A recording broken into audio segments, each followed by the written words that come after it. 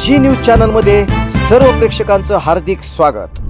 ताज्या घडामोडी पाहण्यासाठी जी न्यूज चॅनलला सबस्क्राइब करा।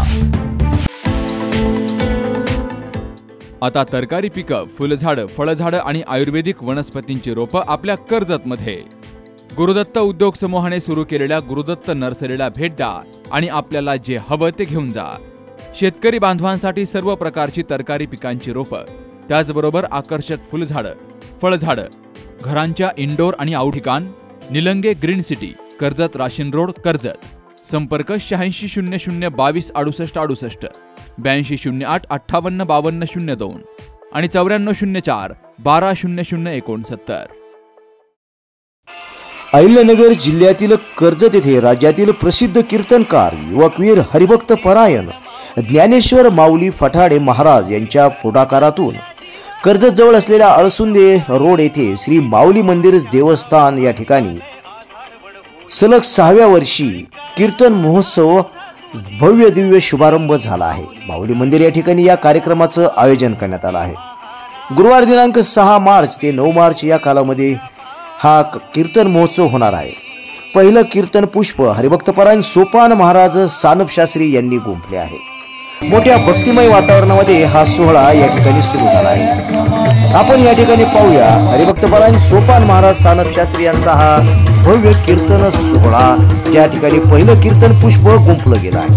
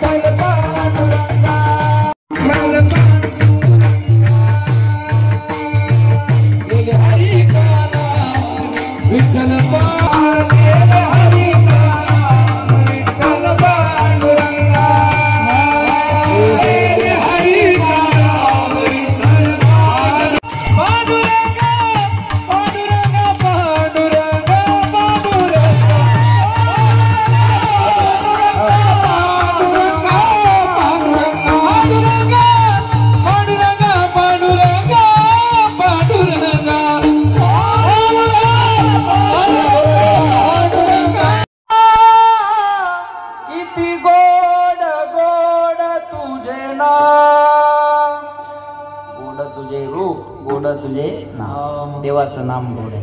अमृताहुनी गोड म्हणून म्हणतात ना, अमृत है हरि नाम जगत में, इसे छोड़ विषय विष पीना क्या, हरि नाम नहीं तो जीना क्या, हरि नाम नहीं तो जीना क्या, हरि नाम नहीं तो जीना क्या। काल सदा अपने रस घोले, ना जाने कब सिर चढ़ बोले, काल सदा अपने रस घोले, ना जाने कब सिर चढ़ बोले। हरि का नाम जपो निष्बासर, इसमें साल महीना क्या, हरि नाम नहीं तो दीना क्या, हरि नाम नहीं तो दीना क्या, हरि नाम नहीं तो दीना क्या। नाम नसेल पाया पडल्याशिवाय राहणार नाही. कोणाच्या पाया पडला? उदाहरण सांगतो मी तुम्हाला. जेवढे काही साधू संत होऊन गेले ना, काळ यांच्या पाया पडलेला आहे. 726 वर्ष ज्ञानोबारायांच्या समाधी सोहळ्याला झाले. आजही लोक ज्ञानेश्वरीचं पारायण करतात आणि ज्ञानोबारायांचा सोहळा. काळावर विजय मिळवणं म्हणजे काय? अजूनही लोक गोदर बाबाचं नाव घेतल्याशिवाय इथं कोणतं काम करत नाही. याला म्हणतात काळावर विजय मिळवणं. काळ सगळ्यांना संपवत असतो ना. काही माणसं म्हणतात अहो काळ असतो. नाही कळलं तुम्हाला? इंग्लिश मध्ये सांगू, गेला काळ. कळलं ना तुम्हाला? नाही कळलं, जाऊ द्या. विठाला माऊलीचा आला, नंतर आईचा आला, आता उद्या पिंगळ्याचा आवाज. काळ असतो. कळलं माझं? प्रत्येकाचा काळ येत असतो, काळ जात असतो. पण साधू संतांनं काळावर विजय मिळवलेला आहे. कळी काळ पाया पडे. माझ्या मनाचं बोलत नाही. काळ गुलाम सलाम करी, तो कया घरी राबतो. उदाहरण सांगतो. नाथ महाराजाची अंत्ययात्रा चालली. लक्ष द्या माझ्याकडे. तेव्हा एका बाईची पोरगी नेमकीच माहेरातून सासरला नांदायला निघाली. सासरला नांदायला निघाली. ही अंत्ययात्रा तिथून चालली आणि या बाईच्या मनात आलं, म्हणे माय या महाराजाला आजच मारायचं होतं का? माझी पोरगी नांदायला चालली आणि या महाराजाला आजच मारायचं होतं का? नाथ महाराज तिरडीवर उठून बसले आणि त्या बाईला म्हणले, बाई त्या पोरीला आज जाऊ दे, मी उद्या जाईल. त्याला म्हणतात कळी काळ पाया पडे. आता असं कोणी उठून बसेल? बर ते उठून बसल्यावर बाकी ते थांबतील. बरोबर आहे ना? सांगू तुम्हाला. ज्ञानोबारायांना ज्ञानेश्वरी सांगितली, पण लिहिली कोणी? सच्चिदानंद बाबाने. पण सच्चिदानंद बाबाला मेलेलं उठवलेलं आहे. याला म्हणतात काळावर विजय. मेलेलं उठवलं आणि मग ज्ञानेश्वरी लिहून घेतली. मेले माणूस जिथं उठवलेले, वेळ काळा ते ग्रासिलेगा. मेलेल्या माणसाला जिवंत केलं आणि त्याच्याकडून ज्ञानेश्वरी लिहिलेली आजपर्यंत जिवंत आहे. ही साधू संतांच्या नामाची ताकद आहे.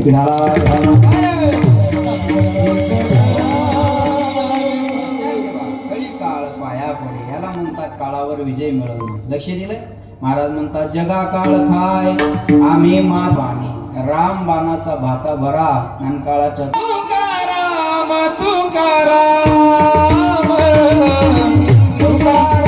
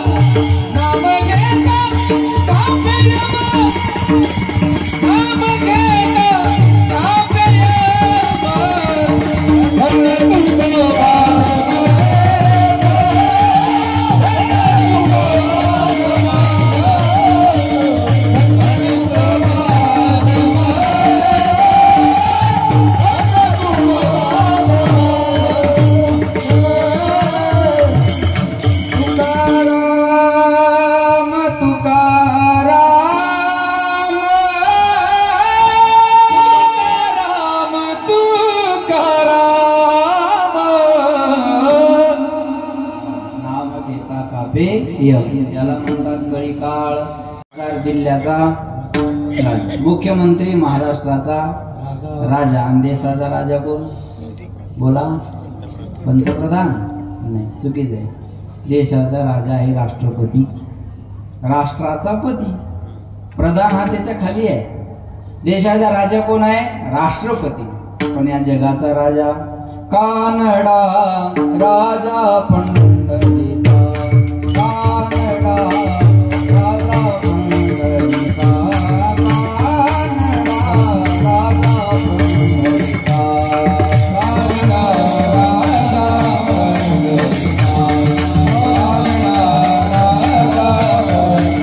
Yeah.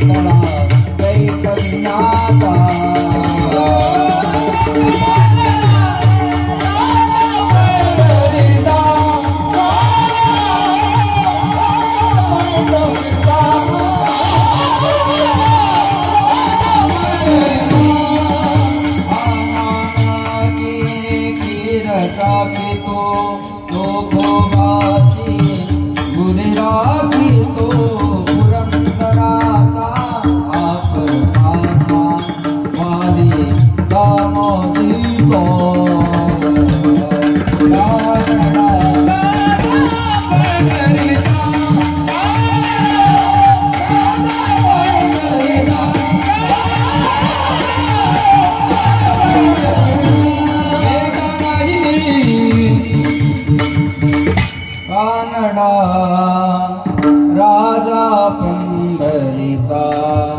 महाराज म्हणले तो पंढरपूरचा राजा या जगाचा राजा आहे. मग महाराज म्हणले तो हा पंढरीचा राणा पुसा 6 चौक 18 झाला. पुसा म्हणजे विचारा कोणाला 6 चौक 18 जण. 6 म्हणजे 6 शास्त्र, 4 म्हणजे 4 वेद आणि 18 जण म्हणजे 18 पुराण. हे माझं मत नसून वेदाचं पुराणाचं शास्त्राचं मत आहे. पाहावे पुराणे विचार. आम्हाला पोवाडे गायला जमत नाही किंवा आवडत नाही. चिंतिता जयासी भुक्ती मुक्ती कामारी दासी. त्याचं चिंतन करा. भुक्ती नाम भोग आणि मुक्ती नाम मोक्ष दोन्ही देण्याची ताकद त्याच्या नामामध्ये आहे. कोणी म्हणाला आम्हाला भोगही नको, आम्हाला मोक्ष नको, आम्हाला वैकुंठाला जायची इच्छा आहे. अभंगाच्या शेवटच्या चरणी वैकुंठासी जावे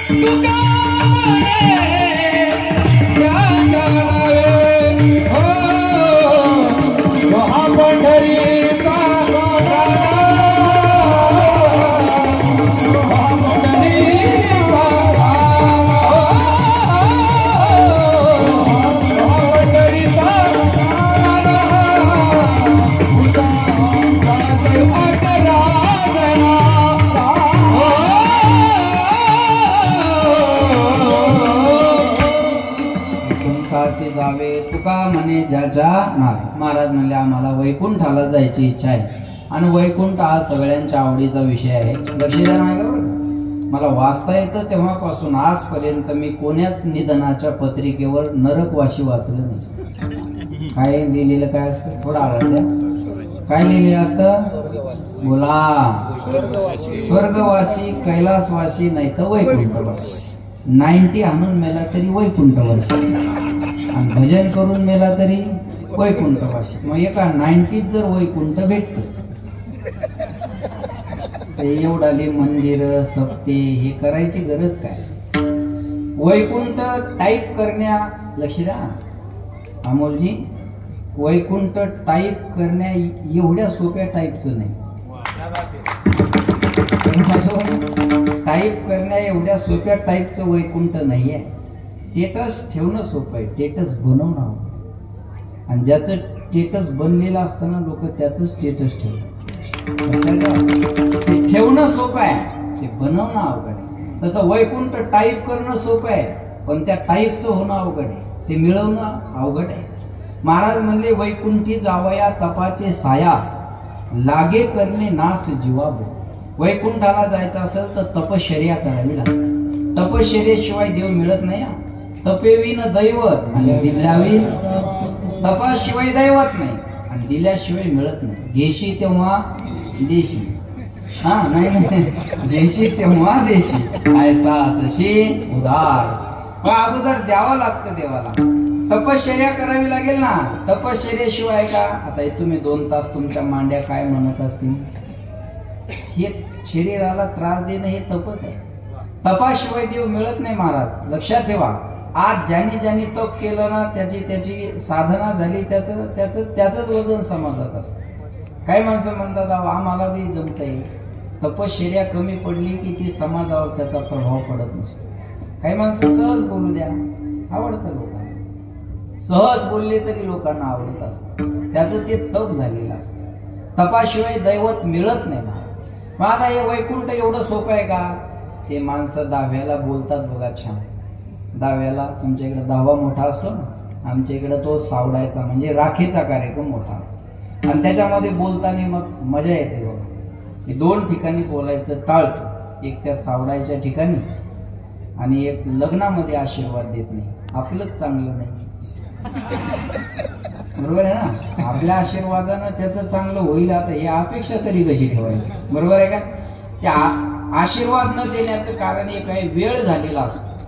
वेळ झालेला असतो, लोक त्रस्त झालेले असतात, मुहूर्त निघून गेलेला असतो आणि त्याच्यानंतर 2-3 महाराजांना आशीर्वाद देणं हे आशीर्वाद न वाटता ते शाप वाटत असतात. त्याच्यामुळे मी तिथे बोलायचं टाळतो आणि त्या सावडायच्या ठिकाणी म्हणजे 10व्याला एक बोलत नाही, कारण तिथं सगळं खोटंच बोलावं लागतं. सगळं खोटं बोलावं लागतं बरं का. हे कसं मेलं काय मेलं हे काहीच सांगायचं जमत नाही. मग म्हणावं लागतं यांना जाऊन 10 दिवस पूर्ण झालेले आहेत, यांच्याबद्दल जर बोलायचं झालं तर यांनी उसने घेतलेले पैसे कुणाचेच माघारी दिले नाही. पण आता इथं 4 माणसं ते सांगता येणार नाही. यांच्या स्वभावाबद्दल जर बोलायचं झालं तर हे कधीच कुणाला चांगलं बोलले नाही, पण आता म्हणावं लागणारे मन मिळावू स्वभाव. बरोबर आहे ना. खोटं बोलावं लागतं आणि त्याचं वर्णन चालू झालं की खालचे बसलेले एकमेकाला चिंते करतात. बघा ना काय वर्णन चालू आहे त्याचं. आणि मग म्हणावं लागतं बघा यांच्या पश्चात 2 मुली 2 मुलं असा यांचा परिवार आहे आणि भगवंताने यांना पायाजवळ जागा द्यावी. देवाचा मेव नाही का. अरे टाळ वाजून स्वप्नात येणं नाही, टाळ घेऊन पायाजवळ जागा ती लक्ष्मीला मिळत नाही. पाय लक्ष्मीचे तिशी यावे काकुले. वैकुंठ एवढं सोपं नाही, दुर्लभ आहे वैकुंठ. महाराज म्हणले वैकुंठ दुर्लभ आहे, पण ते जर सहज आणि सुलभ मिळवायचं असेल तर तुका म्हणे ज्याच्या नावे यत फलम नास्ती तपसा न योगेन समाधीना तत्फलम लभते सम्यक कलो केशव कीर्तना कृतय ध्यायतो विष्णू तेता यमजतो मुखे बापारी परिचर्या नाम कलो तद हरी कीर्तनात. कलियुगामध्ये कीर्तनानं देव मिळतो म्हणजे वैकुंठ मिळवणं सोपं आहे. लक्ष देऊन आहे का बरं का. वैकुंठात कोण राहतं. देव. आणि तो देव कशाने मिळतो. त्याच्या नामाने मिळतो. तुका म्हणे ज्याच्या नाम. ही नामामधली ताकद आहे. एकच उदाहरण सांगणार आहे आणि थांबणार आहे. नामामध्ये ताकद काय आहे बघा. 2 भाऊ होते, एकाला भजन कीर्तन आवडायचं आणि एकाला भजन कीर्तन म्हणलं की जमायचं नाही. असं असतंच बघा. रावणाला रामाचं नाव जमत नव्हतं. आजही काही रावणाला राम जमत नाही. माझं बोलणं. आजही काही रावणाला राम जमत नाही. लक्षात ठेवा. म्हणजे तेव्हा रावण होते ना आज नाही असं नाही. ज्याला राम जमत नाही ते रावणच नाही. रावणाला रामाचं नाव जमत नव्हतं, पण विभीषणाला रामाचं नाव घेतल्याशिवाय झोप येत नव्हती. 2 भाऊ. हिरण्यकश्यपूला देवाचं नाव जमत नव्हतं, पण पुत्र प्रल्हादाला देवाचं नाव घेतल्याशिवाय झोप येत नव्हती. हे जुळून येणं अवघड आहे बरं का. बापान टाळ घेऊन उभं राहून पोरान कीर्तन करावं हे जुळून येण्यासाठी भाग्य लागतं. कळलं तुम्हाला. बापाने टाळ घेऊन उभं राहून पोराने कीर्तन करावं हे जुळून येण्यासाठी पूर्वजन्मीचं पुण्य लागतं. नाही तर बऱ्याच महाराज लोकांच्या घरचे इतिहास बघा. मी कुणाची निंदा करत नाही. हे जुळून ते म्हणतात तुमचं चांगलं आहे हो, पण आमचं असं होतं पण मी आता इकडे आलो. हे जुळून येणं अवघड आहे. कधी कधी नवरा परमार्थिक असतो तर बायकोला आवडत नाही. कधी बायको परमार्थिक असली तर नवऱ्याला आवडत नाही. बरोबर आहे ना. एखादी बाई भजन कीर्तन करून घरी गेली की नवरा म्हणतो हा आली आमची संती. तिच्या नशिबात हे पडतं. एखादा कीर्तनकार कीर्तन करून घरी गेला की त्याच्या नशिबात येतं माय आलं आमचं कीर्तन. पण इथं सगळं जुळून आलेलं आहे. मजा येते त्याच्यात. सगळं सांगून मग ते मजा नाही येते त्याच्यात. इथं सगळंच जुळून आलेलं आहे. इथं बायको बी कीर्तनकार आहे, बापही कीर्तनकार आहे. बरोबर आहे ना. इथं सगळं जुळून आलेलं आहे. सगळ्यांना तेच आवडणार आहे मला. याच्यासाठी भाग्य लागत असतं. आवडत नाही काय माणसाला भजन कीर्तन. हा सप्ताह चालला म्हणजे सगळ्याला बरं वाटतं समजून. ते बरं आहे गावाच्या बाहेर आहे म्हणून. गावात सप्ते असल्यावर काय असं पॉम्पलेट जातात. 8 दिवस झोपू देत नाहीत रे. तू मग गावाच्या बाहेर जाऊन थोडा 8 दिवस गावात घेऊ नको. ह्या दुर्योधनाच्या आवलादी आपले घेऊन आपले लोक आपल्या गोष्टीला विरोध करतात. ही शोकांतिका. आता रोजाचा महिना चालले. 100% मुसलमानाला रोजाचा उपवास नसतो, पण आजपर्यंत एकही मुसलमान रोजाच्या उपवासाच्या विरोधात बोलला नाही. त्याला धर्मनिष्ठ. एक मुसलमान दाखवा मला अल्लाहच्या विरोधात बोललो. आम्ही दुबईला कीर्तन करून आलो. आमचा तो ड्रायव्हर होता ना मुस्लिम अहमद. बरोबर आहे ना. ड्रायव्हर होता तो नामस्मरण करायचा. त्याच्यात जो मशीन होते ते जप करण्याचं नामस्मरण करायचा तो. म्हणलं हे काय करतो म्हणे अल्लाह का भजन करता बोले. तुम जैसा भजन करते ना वैसा मी भजन करतो. 100% मुसलमानाला अल्लाह मान्य, पण 50% हिंदू देव नाही म्हणतात. ही शोकांतिका आहे, ही शोकांतिका आहे बरं का. हे मंदिरात खर्च केल्यावर काही लोकांचा विरोध असतो. कशाला एवढाले मंदिरं बांधायचे, याच्यापेक्षा एखादं हॉस्पिटल बांधलं असतं बरं झालं असतं. मला वाटतं हे शहाजहानला सांगायला पाहिजे होतं. शहाजहानला सांगायला पाहिजे होतं एवढा ताजमहल बनवल्यापेक्षा एखादं हॉस्पिटल बांधलं असतं तर मुमताज 4 दिवस जास्त जगली असते. तिकडं नाही डोकं चालत आपलं, मंदिरावरच आपलं डोकं चालतं, बाकी दुसरीकडे नाही चालत आपलं डोकं. लक्षात ठेवा, आवडत नाही काय माणसाला भजन कीर्तन म्हणलं की जमत नाही. एका भावाला भजन कीर्तन आवडायचं आणि एका भावाला भजन कीर्तन म्हणलं की जमायचं नाही. पण त्याला असं होतं, त्याला आवडत नव्हतं पण ते विरोध करत नव्हतं. त्याच्या घरी महाराज आले की ते घराच्या बाहेर निघून जायचे. आता एक दिवस यांच्या घरी एक पंजाबचे साधू आले आणि ते साधू आल्यानंतर तो निघून गेला. दुसरा भाऊ होता तो निघून गेला, पण एक भाऊ जो सेवा करणारा होता तो त्या महाराजाला म्हणे, महाराज माझा भाऊ कधी देवाचं नाव घेत नाही हो, पण माझी इच्छा आहे त्यानं देवाचं नाव घ्यावं आणि त्याचा उद्धार व्हावा. माझी इच्छा आहे त्यानं देवाचं नाव घ्यावं, त्याचा उद्धार व्हावा. तुम्ही काय करता येईल ते करा, पण त्याला देवाचं नाव घ्यायला लावा. हे महाराज म्हणले, मी 4 दिवस इथं राहतो पण त्याला देवाचं नाव घ्यायला लावा. महाराज 4 दिवस त्याच्या घरी राहिले, पण हा पठ्ठ्या 4 दिवस घरीच आला नाही. गेला सप्ताह संपून 4 दिवसाला तो आलाच नाही इकडं, बरोबर आहे ना. हा पठ्ठ्या 4 दिवस घरी आला नाही. महाराज म्हणले, अहो तो घरीच यायला तयार नसेल तर त्याला भजन करायला सांगू कसं. एखादा युक्तिवाद करावा लागेल. म्हणजे एक काम करा, महाराज गेले अशी चर्चा करा म्हणजे तो येईल. आणि मग महाराज गेले अशी चर्चा झाली, मग तो घरी आला. दरवाजातून वाकून पाहत होता. महाराज दरवाजाच्या पाठीमागून निघाले आणि त्याच्या दंडाला धरले. तो म्हणो, सोडा माझ्या दंडाला. महाराज म्हणले, तू राम म्हण म्हणजे तुझ्या दंडाला सोडतो. तो म्हणे, मी तसलं काही म्हणणार नाही, तू माझ्या दंडाला सोडा. महाराज म्हणले, तू राम म्हण म्हणजे तुझ्या दंडाला सोडतो. तो म्हणे, मी म्हणणार नाही, तू माझ्या दंडाला सोडा. महाराज म्हणले, तू जोपर्यंत राम म्हणत नाही तोपर्यंत तुझ्या दंडाला सोडणार नाही. तो म्हणे, तुम्ही किती वेळ माझा दंड धरावो, मी राम म्हणणार नाही. कळलं तुम्हाला, राम म्हणणार नाही, याच्यात तो राम म्हणून. मागच्या पावसाळी अधिवेशनात अबू आझमीने सांगितलं, अध्यक्ष महोदय हम वंदे मातरम नहीं बोल सकते. वंदे मातरम बोलना हमारे मजहब में नहीं है, हम वंदे मातरम नहीं बोल सकते. अरे सांगाय 3दा बोंबलला प्रेमाने एकदाच म्हणला असतात, काही जमत नव्हतं, बरोबर आहे ना. ते म्हणले, मी राम म्हणणार. महाराज म्हणले, माझं काम झालं, तू गेलास म्हणून. माझं काम झालं, फक्त हे रामनाम तुझ्याकडे जपून ठेव. तो म्हणजे तू माझ्या दंडाला सोडा, पहिल्यांदा त्याला सुटका घ्यायची होती. महाराज म्हणले, हे रामनाम तुझ्याकडे जपून ठेव, याचं मोल करू नको. आणि काही दिवसानंतर लक्ष द्या, महाराज निघून गेले. महाराज गेले आणि याचा अंतकाळ जवळ आला. अंतकाळ जवळ आल्यानंतर यमाचे यमदूत याला घेऊन गेले आणि त्याला कटगऱ्यामध्ये उभं केलं. जसं खाली कोर्ट आहे तसं वरही कोर्ट आहे. जसा खाली जय जय वकिले आरोपी आहे तसा वरही जय जय वकिले आरोपी आहे. खालचा लक्ष द्या, वरचा जय जय यमराज, वकिले चित्रगुप्त आणि आरोपी आहेत आपण. आपण कटगऱ्यामध्ये उभं केल्यानंतर जज साहेब म्हणजे यमराज चित्रगुप्ताला म्हणेल, याची खातेवही काढा. यांनी खाली काय काय केलं. 90 घेत होता का, हो यस करा. तमाशाला जात होता का, हो डबल यस करा. सप्त्याला वर्गणी देत होता का नाही, याच्यातली दाबत होता, खुल्ली आणा. आपल्या सगळ्या कार्याचा हिशोब तिथं होणार आहे. मेरे मालिक की किताब में सब लोगों का खाता, मेरे मालिक की किताब में सब लोगों का खाता, सबको एक तराजू तोले जो करता सो पाता, मेरे मालिक की किताब में सब लोगों का खाता. आपली सगळ्याची खातेवही त्याच्याकडे आहे. आपण जे जे काम केलं त्याची नोंद आहे, लक्षात ठेवा. म्हणजे यांनी खाली काय काय केलं सांगा.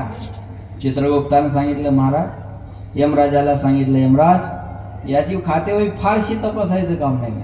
याच्या आयुष्यात सगळं पाप आहे, फक्त नकळत याच्या मुखातून एकदा रामनाम निघालेलं आहे. एका राम नामाचं पुण्य याच्याकडे आहे. म्हणजे राम नामाचं फक्त यानं अकाउंट उघडलं. जसं काही लोकांना फक्त जनधनचं खातं उघडलं आणि मोदीच्याच पैशाची वाट पाहतो. बाकी त्याचा काही इनकमिंग नाही, आउटगोईंग नाही, काही नाही. बस फक्त याने एकदा रामनाम घेतलेलं आहे म्हणे. बाकी याच्या जीवनात सगळं पाप आहे. यमराजाने विचारलं त्याला, तुझ्याकडे एका नामाचं पुण्य आहे, बाकी सगळं तुझ्या जीवनात पाप.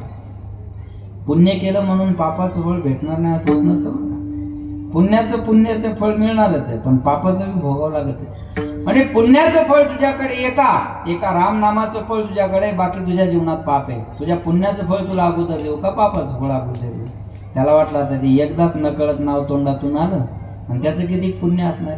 ते म्हणे ते एकातच ते काहीतरी आहे ना, ते एकातच ते काहीतरी आहे ना, ते पहिल्यांदा द्या, बाकीचं मग आपलं आपण पाहत बसू. आता यमराजाला कळना, एका राम नामाचं फळ मी याला देऊ काय? तुझ्या नामाचा महिमा तुझं गळे मेघ श्यामा. काय त्या राम नामाची ताकद आहे. त्या राम नामाच्या ताकदीवर आम्ही महाराष्ट्रातून दुबईला सुद्धा कीर्तन करून आलो. ही ताकद राम नामाची. काय त्या राम नामाची ताकद. अरे आम्ही आमच्यापेक्षा डबल न बसलेली वयाची माणसं आमचं दर्शन घेतात. ही ताकद राम नामाची आहे. ही ताकद राम नामाची. बाकी काय आपल्याजवळ बोला. मला एका नामाचं फळ तुझ्याकडे आहे, बाकी तुझ्या जीवनात पाप आहे. तुझ्या पुण्याचं फळ का अगोदर देऊ? हा द्या म्हणले, पण एका नामाचं फळ मी याला देऊ काय? यमराजाला कळत नव्हतं. वाटलं जर काही फळ देण्यात कमी जास्त झालं तर हे मोठ्याचं नाव आहे, मोठ्याचं नाव आहे म्हणले. मग आता काय करायचं?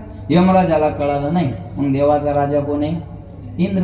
आणि सध्याचा राजा देवेंद्र. नाही कळलं तुम्हाला? चला, इंद्र बरोबर आहे ना. सध्याचा महाराष्ट्राचा राजा कोण आहे? देवेंद्र. मग चला म्हणे याला इंद्राकडे घेऊन जाऊ. इंद्राकडे घेऊन गेले म्हणे, याने एकदा रामनाम घेतलेलं आहे, याला फळ काय द्यावं सांगा, तुम्ही राजा आहात. इंद्रानं सांगितलं, मी फक्त नामधारी खुर्चीचा मालक आहे, 4 सीट बनल तशी सजा होईल. कळलं माझं बोल? मी फक्त नामधारी खुर्चीचा मालक आहे. मग पुण्याची पावटी सरे सवेची इंद्रपणाची उठी उतरी, मग येऊ लागती माघारी मृत्यू लोका. क्षीणे पुण्य मरते लोकम विशंती, इथं कोणालाही सोडलं जाणार नाही. खुर्चीचा कळलं माझं बोलणं तुम्हाला? कुणाची गय केली जाणार नाही का? राजा आहे. पण म्हणले मी नामधारी खुर्चीचा मालक आहे. मी नामधारी खुर्चीचा मालक आहे, फळ देण्याचा अधिकारी मी नाही. म्हणजे मग आता काय करायचं? चला म्हणे याला आता ब्रह्मदेवाकडे घेऊन जाऊ. ज्यानं जग निर्माण केलं त्याच्याकडे घेऊन जाऊ. ब्रह्मदेवाकडे गेले. कोण? एकदा रामनाम घेतलेला पठ्ठ्या. एकदा रामनाम घेतलेला पठ्ठ्या यमराज आणि इंद्र कुणाकडे गेले? ब्रह्मदेवाकडे. म्हणे तुम्ही जगाला निर्माण करणारे आहात ना? म्हणले हो. मग याने एकदा रामनाम घेतलेल्याला फळ काय द्यावं? ब्रह्मदेवानं सांगितलं, मी जग निर्माण करणार आहे, फळ देण्याचा अधिकारी नाही. पक्षवाढीचं काम माझ्याकडे, तिकीट वाटपाचं नाही. मी निर्माण करणार आहे, फळ देण्याचा अधिकारी मी नाही. याला काय फळ द्यावं मला सांगता येणार नाही. म्हणजे मग आता एक काम करू म्हणे, जे रात्रंदिवस राम नामाचं चिंतन करतं ना, त्या भगवान शंकराकडे याला घेऊन जाऊ. त्याला घेतलं आणि भगवान शंकराकडे गेले. म्हणे तुम्ही रात्रंदिवस राम नामाचं चिंतन करता ना, भजन करतात ना महादेव, भजन करी महादेवा, भजन करी महादेवा, राम राम देवा, भजन करी महादेवा, भजन करी महादेवा, राम पूजी सदा शिवा, राम पूजी सदा शिवा, भजन करी महादेवा,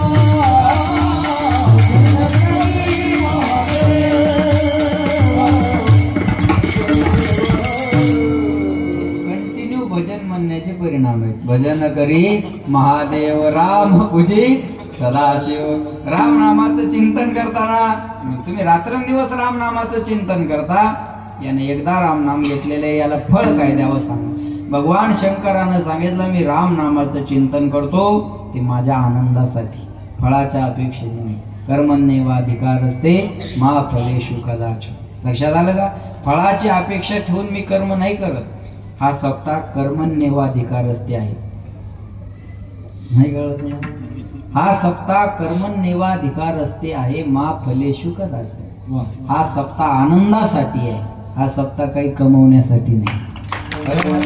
मी माझ्या आनंदासाठी करतो. नाही तर मी एकदा मूर्ती प्राण प्रतिष्ठापना केल्यावर मला कोण म्हणणारे सप्ताह करा, मला कोण म्हणणारे एवढे बॅनर लावा, मला कोण म्हणणारे जिव्हाळा चॅनल नाही, तर मला कोण म्हणणारे एवढे नामवंत कीर्तनकारांना. ते माझ्या आनंदासाठी आहे. आणि माझ्या आनंदात तुम्हाला घेता आलं तर घ्या, सेवी तो हा रस वाटी तो घ्यारे होऊ नका रान बरी. ते माझ्या आनंदासाठी आहे. त्यामुळे जर म्हणलं एखादा व्हिडिओ करून पटकन पाठव, तो म्हणतो पटकन नाही देणार, मला वेळ द्या. त्याचा आम्हाला त्याच्यातलं काहीच कळत नाही. आम्ही पाठवणं पटकन, तो म्हणतो काका थांबा हो, कसं बी करून नाही जमत, क्वालिटी महत्व आहे. बरोबर आहे. मग तो व्हिडिओ चांगला बनवण्याचा त्याचा आनंद आहे, तो त्याचा वेळ देऊन तो तयार करतो, तो स्वतःच्या आनंदासाठी. आणि त्यानं तर काही पाठवलं ना मला चांगलंच वाटतं नाही. पण ते म्हणतं हे बघा हे पहिलं असं होतं, हे आता असं आहे. कळलं माझं बोलणं. त्याला वेळ द्यावा लागतो. आणि आनंदानं प्रेमानं जी गोष्ट केली ना महाराज, तिचा एवढा जिव्हाळा तयार होतो. त्याला एवढा जिव्हाळा माणसाला लागतो. जिव्हाळा एक महिनाभर बाजूला गेला तर किती त्रास होतो. जिव्हाळा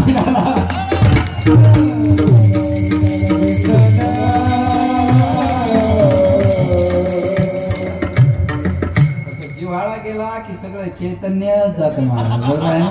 त्याच्यामुळं ते चैतन्य जिव्हाळा ते एकत्र पाहिजे. लक्षात येतं माझं बोलणं. चला आनंदाने केलं, मी माझ्या आनंदासाठी करतो, मी माझ्या आनंदासाठी करतो. लक्षात येते माझं बोलणं. मी फळाच्या अपेक्षेने वजन करत नाही. म्हणजे मग आता काय करायचं. आता हे बघा लक्षात ठेवा. यमराजाला कळलं नाही फळ काय द्यावं, इंद्राला कळलं नाही फळ काय द्यावं एका रामनामाचं, ब्रह्मदेवालाही कळालं नाही, भगवान शंकराला मोल करता आलं नाही. म्हणजे आता काय करायचं. म्हणजे आता ज्याचं नाव आहे त्याच्याकडे जाऊ. वैकुंठाशी जावे तुका म्हणे ज्याच्या नावे, ज्याचं नाव आहे त्याच्याकडे घेऊन जाऊ म्हणे. पण आता हे एकदा रामनाम घेतलेलं बिथरलं.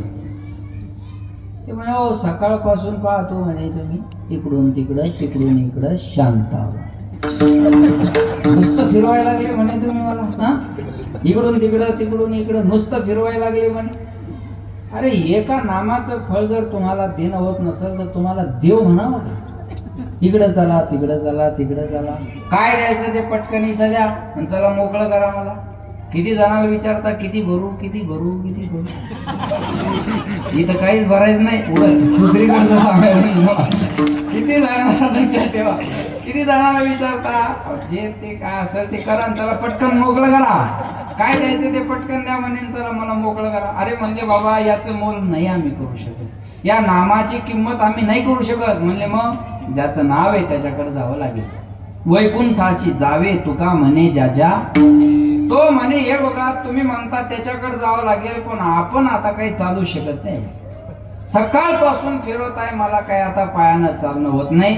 तो कोण आहे त्याला आपल्याकडे घेऊन या. काय म्हणे तो कोण आहे त्याला आपल्याकडे घेऊन या. लक्षात येते माझं होत ना. हे बाकीचे म्हणजे आले तू जगाचा मालक आहे मग त्याला इकडे कसं आणायचं. मग मी तिकडे येणार नाही. मी काय म्हणलो का तुम्हाला मला काही द्या. तुम्हीच म्हणले ना एका नामाचं फळ तुला काय द्यायचं, मग आता द्या जे द्यायचं असेल ते. अरे म्हणले पण ज्याचं नाव आहे त्याच्याकडे जावं लागेल. तो म्हणे आपण चालत येणार नाही. बाकीचे म्हणले मग आता काय करता बाबा. म्हणजे पालखीत बसतो का, पालखीत बसतो, पालखीत बसतो. हा पालखीत बसतो. पालखी आणली ऐका, आणि ज्याने एकदा रामनाम घेतलं तो पठ्ठ्या पालखीत बसला. आणि याचं मोल करण्यासाठी खांदेकरी कोण कोण, भगवान शंकर, ब्रह्मदेव, इंद्र आणि यमराज चौघांनी पालखी खांद्यावर घेतली आणि पालखी निघाली कुठं. वैकुंठाशी जावे तुका म्हणे ज्याचं नाव आहे त्याच्याकडे ती पालखी निघाली. भगवंत सिंहासनावर बसले होते, समोरून आलेली पालखी पाहिली. भगवंत पालखी पाहिली आणि पालखीचे खांदेकरी पाहिले. भगवंत म्हणले खांदेकरी जर एवढी जबरदस्त आहेत तर पालखीत बसणार की तिथं बसवी असला. म्हणजे एवढे ज्या आरती एवढे मोठे मोठे देव खांद्यावर पालखी घेऊन यायला लागले, त्या आरती पालखीत बसणारा कोणीतरी तपस्वी साधू असला पाहिजे. आणि म्हणजे एवढे मोठे माणसं जर आपल्याकडे येत असेल तर आपण सिंहासनावर बसणं बरोबर नाही. आपण 4 पावलं पुढे गेलं पाहिजे. भगवंत सिंहासनावर उठले आणि आडवे पालखीला निघाले. आणि मग या चौघांनी पाहिलं आणि या चौघांनी विचार असा केला म्हणजे अरे याला तर आपण लहान समजत होतो, पण याला पाहिल्याबरोबर तर देव उठून यायला. आणि देवाला वाटलं तर एवढे मोठे आले म्हणल्यावर ह्यो किती मोठा असेल. बरोबर. भगवंत आडवे गेले पालखीच्या आणि त्याच्या हाताला धरलं आणि आणून त्याला आपल्या अर्ध्या सिंहासनावर बसवलं आणि त्याच्या शेजारी बसले. आणि या चौघांना म्हणले कशासाठी येणं केलं. कशासाठी येणं केलं म्हणे आता विचारायला शिल्लक राहिले. अहो म्हणले पण येणं कशासाठी केलं आणि हा कोण पालखीत बसून आला. अहो म्हणजे त्याचाच तो गोळ मिटवा आलो, त्याचाच तो गोळ होता म्हणून इकडे घेऊन आलो होतो. अहो म्हणे पण काय मला काही. अहो म्हणे यानं एकदा रामनाम घेतलं याचं फळ काय द्यावं म्हणे आम्हा चौघांना कळलं नाही म्हणून तुमच्याकडे घेऊन येत होतो. अजून याला फळ देतं तरी काय की आमच्या खांद्यावर बसून आलो तुमच्या खांद्यावर अजून याला फळ काय मिळायला पाहिजे सांगा.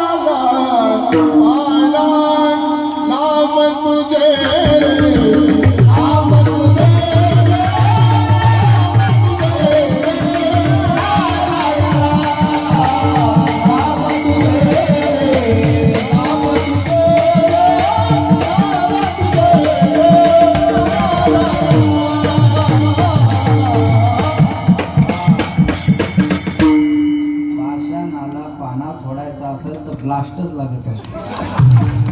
दगड फोडणं सोपं आहे का. हा ते तसं रांगडच काम पाहिजे त्याला. महाराज म्हणले हे भगवंताच्या नामाची ताकद आहे. एक नाम तारी बाकी सब दुकानदारी. एक नाम माणसाला तारणार आहे. वैकुंठाशी जावे बा म्हणे आजा मेळा पापराशी तोही नेला.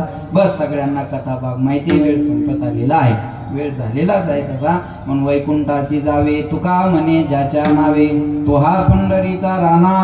तुसा साच 18 जना विडोबा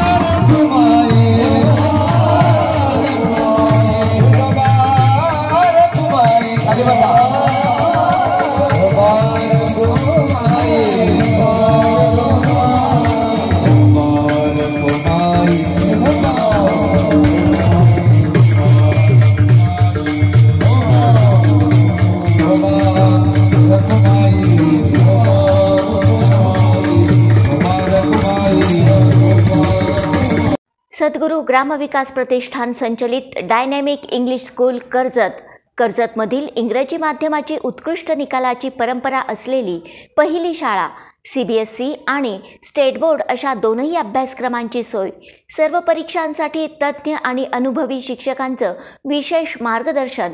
dynamic English medium school Karjat.